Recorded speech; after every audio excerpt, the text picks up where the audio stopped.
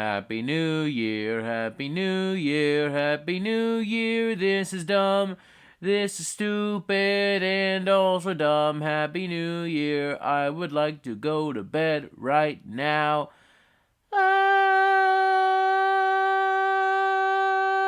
Hi everyone, it's me, Robert, Uncle Melty, the host of the Metal Meltdown, and today we're talking about mixing politics and music? Is that a good thing? Is that a bad thing? Maybe it's something else. So to give you some context as to why I'm doing this video now, there's a bit of controversy and outrage towards American pop-punk alternative rock band Green Day because they had the audacity to ever so slightly tweak the lyrics to American Idiot to include a diss to former U.S. president and apparently current Republican frontrunner for the presidency, Donald J. Trump.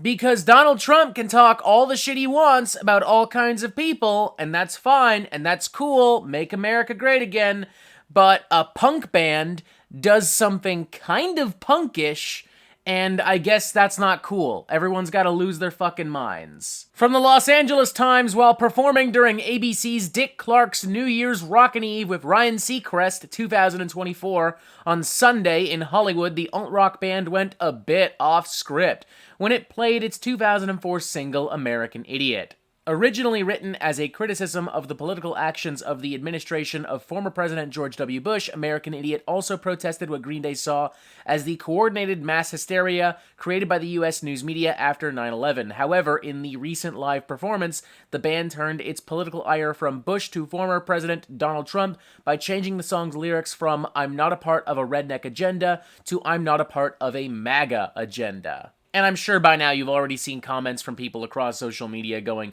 "Oh, I can't believe Green Day would sell out like this. Oh my god." But it's not just angry randos and nobodies getting in on this. Here's Elon Musk, apparently the free speech warrior who bought Twitter to save free speech. He doesn't like Green Day exercising their free speech. He doesn't like that. Writing, Green Day goes from raging against the machine to milk-toastedly raging for it. This coming from a man who is very much a part of the machine himself. Very funny. Very funny. Very cool. Very good.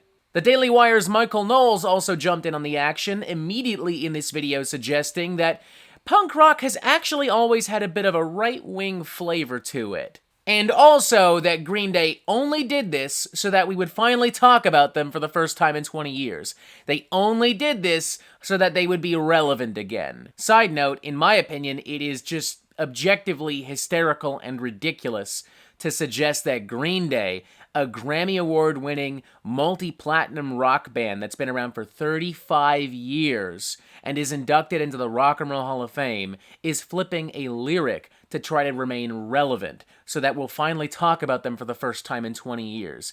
Michael, have you been living under a rock? Genuine, honest question there. This reaction from Josiah Rises, though, has to be one of my favorites, though, because it's literally just like 2.5 minutes of this fucking guy just going, "Oh my god, they're woke! How dare they! I'm so offended! Ah!" I love the title of this video, too. Angry Celebrity Attacks Us on Stage. Cringiest meltdown yet. My brother in Christ, if you feel you've been genuinely attacked by a fucking lyric, you are spineless. Period. Period. Period. So long story short, a lot of reactionary, conservative, chronically online people are learning that Green Day is not, like, the most hardcore far-right band in existence, and that really fucking frightens them. And that, in turn, has kind of, like, ignited this new debate as to whether or not we should mix music and politics at all. And right off the bat, something needs to be addressed, regardless of your political beliefs, regardless of whether or not you think politics and music should be mixed together, regardless of whether or not you think it's good or bad or something else, as this video implies. You need to understand, music is already political.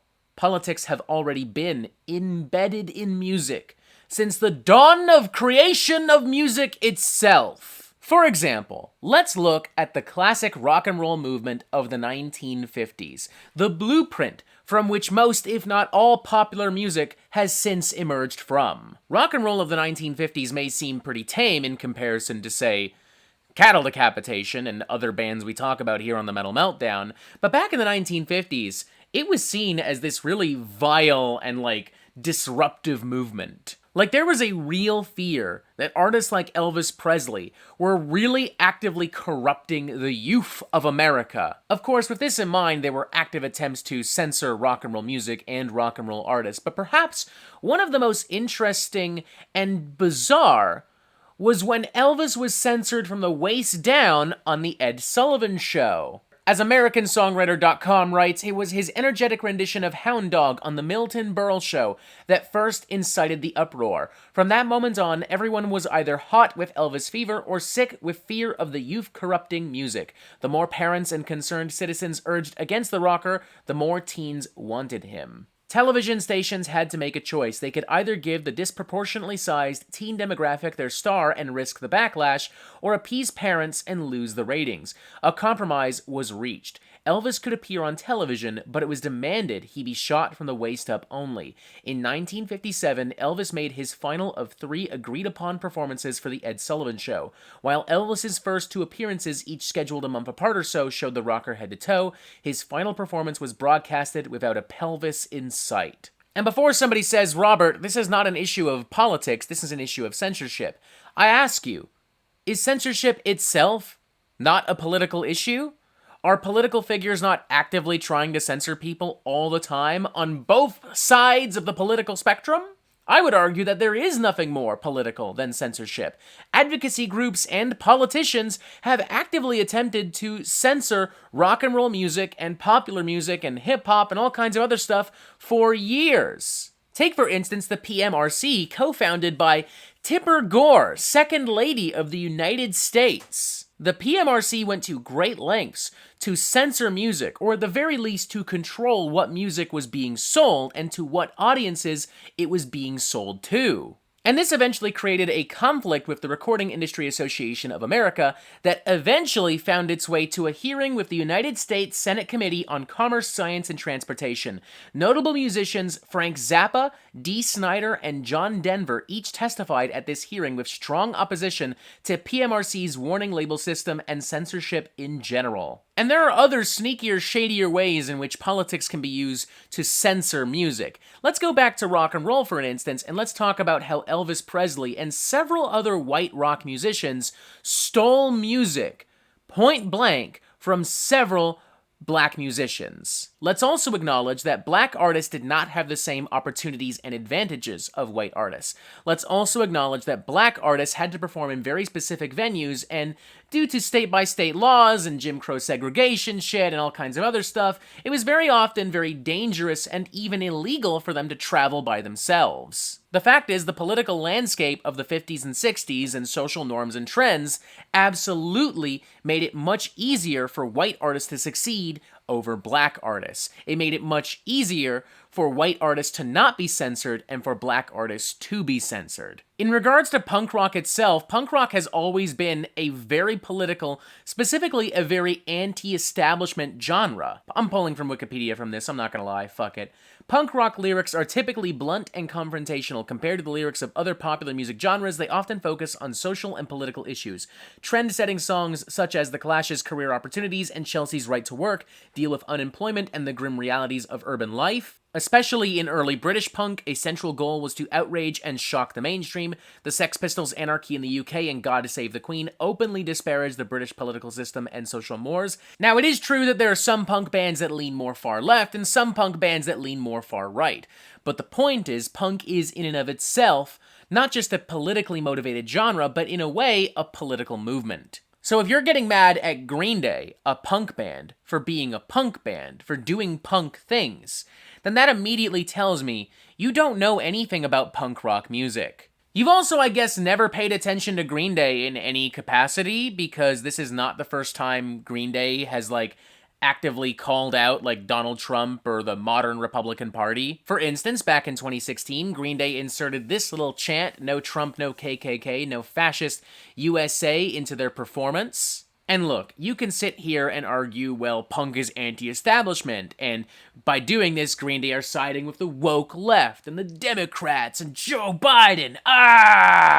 They're siding with the establishment. They've sold out. You can argue that if you want, but counterpoint, is Donald Trump not also a part of the establishment? Like, how could he not be? He was the president. He ran the country for 4 years. He was the head, the face, the poster boy, the mouth for the establishment. He also, out of office, continues to hold extreme influence over conservative and Republican movements. He also, long before that, was a businessman, a very successful and notable one as well, with high-profile contacts and clients. How is he not also a part of the establishment? How is any former president with that level of influence and success not also a part of the establishment? And it's not just punk rock either. When you think about it, thrash metal is also kind of this counterculture, anti-establishment kind of genre and movement. Maybe not to the exact same extent of punk rock, but thrash metal was very much rebelling against the norms and trends of rock music in the 80s at that time, and also against political ideas at the time. I mean, these guys were all making music in the midst of the Cold War, and they were writing about nuclear war and impending doom. And it's not a coincidence that some of metal's most politically involved people came from the thrash metal movement in this time. Millie Petroza from Creator, Dave Mustaine from Megadeth. Even black metal has counterculture, anti-establishment, political elements to it. I mean, I know black metal also tries to really pride itself on being politically neutral, or at the very least, centrist. But the fact is, there are so many far-left bands and so many far-right bands that we have black metal going as far as to create unique, politically motivated subgenres for black metal. You have radical anarchist black metal, and you have nationalist socialist black metal. And the existence of black metal itself was also very much about rebelling against social norms and trends and Christianity in Scandinavia. And look at death metal too, for that matter. I mean, the fact that Cannibal Corpse went as far as they did to create such gruesome and such violent and such gory artwork and lyrics and music, I mean, that in and of itself was kind of a political statement, especially when politicians and advocacy groups were doing everything possible to stop Cannibal Corpse. Fun fact, U.S. Senator and eventual Republican presidential candidate Bob Dole accused Cannibal Corpse, along with hip-hop acts including the Ghetto Boys and Two Live Crew, of undermining the national character of the United States. A year later, the band came under fire again, this time as part of a campaign by William Bennett, Senator Joe Lieberman, then Senator Sam Nunn, and National Congress of Black Women Chair C. Dolores Tucker to get major labels including Time Warner, Sony, Thorn EMI, Polygram, and Bertelsmann to dump 20 recording groups responsible for the most offensive lyrics. Folks, we could sit here all day and talk about how politics and music are intertwined. We could talk about how Born in the USA is very commonly interpreted as this patriotic anthem despite it being not that whatsoever. We could also talk about how the Dixie Chicks were actively censored for having their own unique political beliefs. We can talk about how political parties and, in times, entire governments actively attack popular forms of music and popular movements, literally to control the population. For example, remember how Nazi Germany went to extreme lengths in the 30s and 40s to eliminate evil Jewish swing and jazz music, evil American Western influences? Like, did anyone else watch Swing Kids in high school, the movie that depicts exactly this? Because I did. I watched it in both my music class and my history class. The point is, we could talk about all of this, but we'd be here all day. The point is, the main point I'm trying to illustrate, and have been trying to illustrate for a while, I guess, is that politics and music have always been mixed in some capacity. If politics are not actively influencing the music, then they are very often actively interfering with the music. Now we should discuss whether or not this is a good thing, a bad thing, or something else. And personally, I'm leaning slightly towards good. The reality is, no two people on this planet have the exact same set of political beliefs and ideas. And honestly, that in and of itself is a good thing. If everyone just automatically agreed and there was no debate and there was no conversation and there was no, like, thought process to any of this, that would be stupid. We'd be living in a stupid world. And there's no rule saying that we can't get along despite these differences. I don't have the exact same set of beliefs as my mother and father. I don't have the exact same set of beliefs as people who are my friends. And I don't have the exact same set of beliefs as my own wife, Anna, for that matter. But that's okay. That's fine. And just as I don't expect the people who I love dearly to believe the same things as I do, I also don't expect every musician I listen to believe the same things as I do. And thus, I do not expect musicians to incorporate the same beliefs that I have into their music and into the things that they do. Case in point, Ted Nugent, pictured here. This is a man I do not agree with on a variety of issues. But I'm still gonna jam the crap out of records like Weekend Warriors and Cat Scratch Fever, and I'm not going to try to dilute the influence that he had on the development of rock music and metal music in the 70s going into the 80s. Another great example, Dave Mustaine. Now, to be fair, Dave Mustaine has had some truly bizarre fucking takes over the years. But I still love Rust in Peace. I still love Countdown to Extinction. And I was still delighted to meet Dave Mustaine many a year ago in Philadelphia, back when I was much fatter. You can see the picture here. Now, Dave Mustaine, much more so than Ted Nugent, has absolutely embedded his unique political perspectives into the music of Megadeth. And there have been times where I've agreed with things that Dave Mustaine has said, like on Rust in Peace. For instance, the opening song, Holy War's The Punishment Due, finds its thematic inspiration derived from the Northern Ireland conflict, in which the largely Catholic nationalist community were in conflict with the mainly Protestant loyalist community over the sovereignty of the 6 counties of Northern Ireland. Now, when we get to an album like 2009's Endgame, things change a little bit for me. Like, this is where Mustaine is at, like, his most conservative and at his most Christian, in my opinion, and this is where it, like, bleeds over into his music the most. This is something he even discussed in a 2009 interview with far-right conspiracy theorist and radio host Alex Jones for InfoWars, saying that Endgame was inspired by his Christian beliefs and his belief in an upcoming New World Order. That being said, there is still stuff that Mustaine and I can find common ground on, or at the very least, I'm interested in exploring with him. For instance, the song Bite the Hand, which Mustaine said was written about the greed of the fiduciary leaders of the financial world and how they just didn't care about the responsibility they had to the public. The title track Endgame was written about a bill that ex-President George W. Bush signed into law that gave him the power to put American citizens in detention centers in the United States. Now, I do think at a certain point there's a line. If you're advocating for politically motivated violence in your music,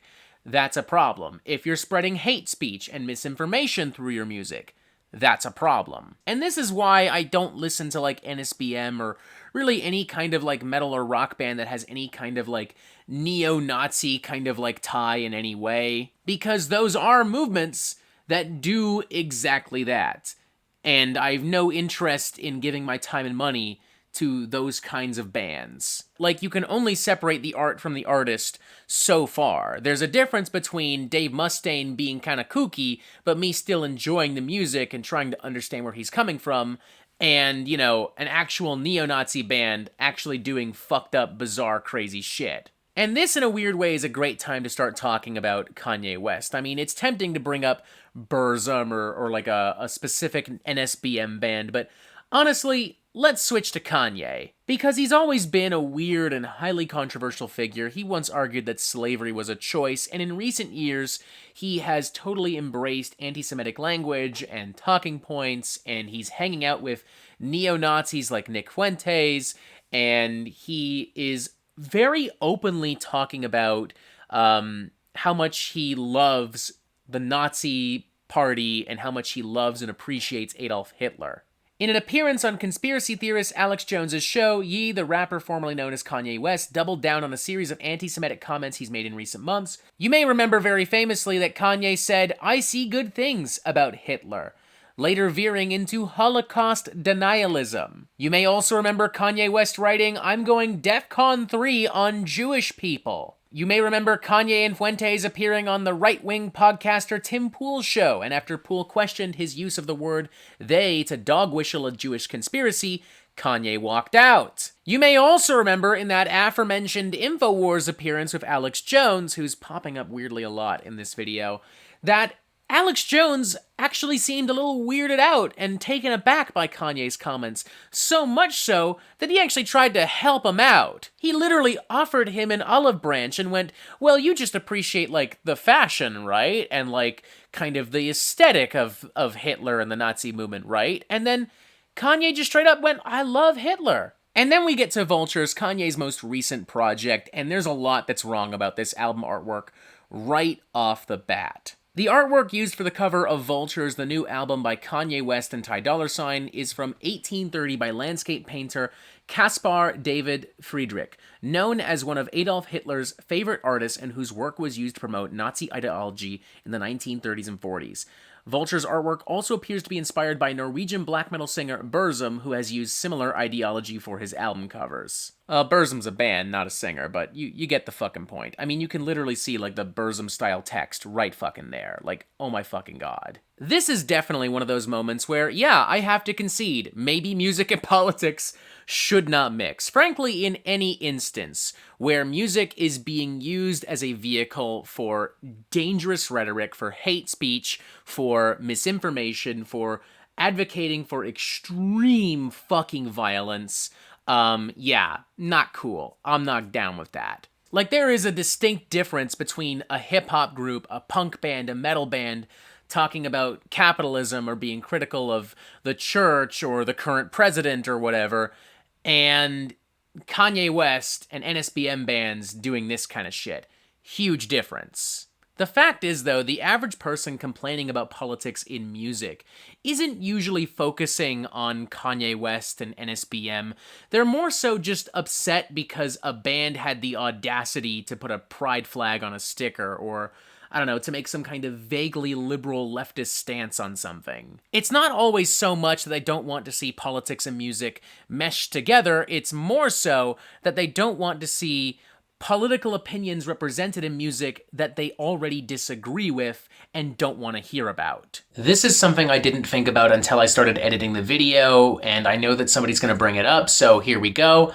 Yes, there are definitely liberal, left-leaning bands that are really preachy and really fucking obnoxious. Ministry and OTEP come to mind right away. The short-lived Prophets of Rage also comes to mind. Tom Morello in general, outside of Rage Against the Machine, I don't feel like he's done a really good job at integrating his political beliefs and politics into his music. Rob Flynn from Machine Head as well, just a really cringeworthy human being. There's nothing like explicitly political about what Machine Head does musically, but obviously Rob Flynn, like, he's a chronically online Twitter lib, and he's fucking annoying. I get it. Like, it's easy to see why a conservative listener, or why an average listener, would look at these artists and just be like, God, I just don't fucking care, because I do that. I get it. I really fucking do. There are also, frankly, a lot of people who just have no media literacy whatsoever, and this is where we come to one of our favorite idiots, Music of Destruction. Now, Music of Destruction is somebody who regularly gets angry when bands have the audacity to not hate queer people or to acknowledge social movements and whatever. And we could focus on all kinds of posts and comments like that, but I want to focus on this more recent one. It seems a lot of panty-waist, tampon-wearing fanboys got salty about my hate for new cattle decapitation. Here's an idea for you all. Stay the fuck away from my channel if you cannot handle brutal honesty. If you want to suck on Travis Ryan's shaft and ride the dicks of those woke clowns, then you go right ahead. They are not the same band that I fucking grew to love back in 2006 to 2015. Case closed. Well, here's the thing, Music of Destruction. Here's the case.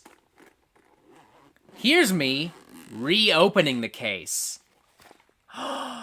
Because Cattle Decapitation is the exact same band now that they were in this magical time from 2006 to 2015, when you were apparently the most invested in them. Like, Cattle Decapitation has always been an extremely political band. The bulk issue of most of their albums, specifically within this exact time frame that MOD is talking about, has been how capitalism and human greed and ignorance are destroying the environment, destroying the planet, and destroying mankind, and maybe on some level, we deserve it. Like, that is a core theme of all of the albums released within this time period, and also of albums released beyond this time period, like Death Atlas and Terrasite. Like, for MOD to not recognize how similar thematically and lyrically and politically that albums like The Harvest Floor and Monolith of Inhumanity are to Death Atlas and Terrasite shows me immediately that this man just has no media literacy whatsoever. And this isn't uncommon. I mean, a lack of media literacy is arguably what paved the way for this video. Motherfuckers not understanding who Green Day are and what they've been writing about all this time and not understanding what punk music is all about. But with Cattle Decapitation especially, they've never been subtle about where they stand on a variety and plethora of environmental, social, economic, and political issues. Do yourself a favor, folks.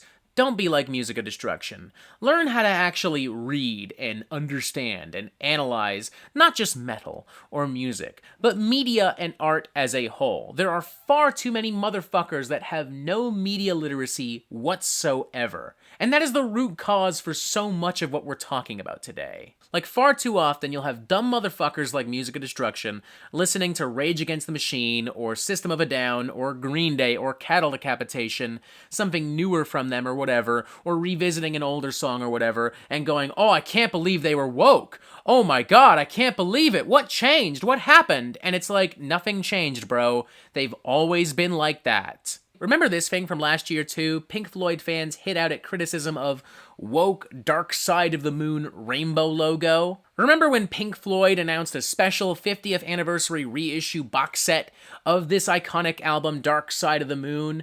To launch the new box set, the band shared an updated version of the art for the album as their official Facebook profile picture. It sees the prism with 50 written inside it. Within the 0 is the colors of the rainbow, calling back to the Dark Side of the Moon artwork.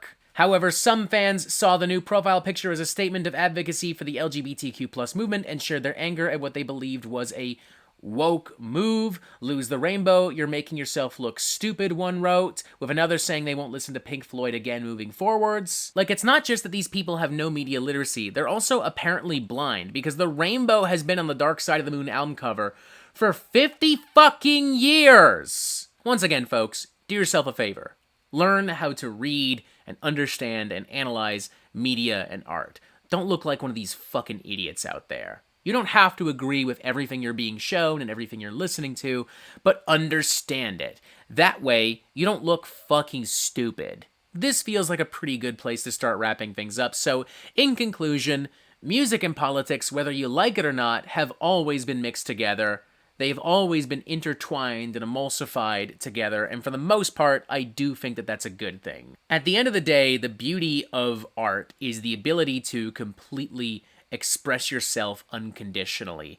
And the moment that we try to censor that art or to take something away from that art because we don't agree with it politically, I think that we're diminishing the value and the power of that art. That being said, I do think that there should be some exceptions. There should not be any space whatsoever for hate speech and for extreme violence and for bigotry and fascism within our music. We should not allow it. We should not coexist with it. And we should also better learn how to interpret and analyze art so that we don't look like fucking idiots when a punk band does something kind of punk. I'm well aware this is probably going to be a controversial video. I'm well aware this is going to be a very spicy and provocative video. I'm willing to bet the existence of this video is going to make people unhappy. And that's fine. I understand that. I accept that. Please feel free to express that. It doesn't bother me one bit.